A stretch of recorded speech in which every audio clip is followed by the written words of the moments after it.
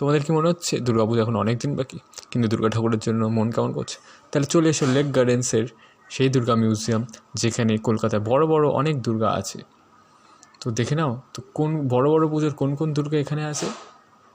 কোনো একটা পয়সা কড়ি লাগে না, বিনামূল্যে চলে এসো তোমরা লেক গার্ডেন্সে, সারাদিন খোলা এই দুর্গা মিউজিয়ামে। তো দেরি করো না, কিন্তু চলে আসো, দেখে নাও তাহলে কী কী দুর্গা আছে। পুরো ভিডিও এখানে।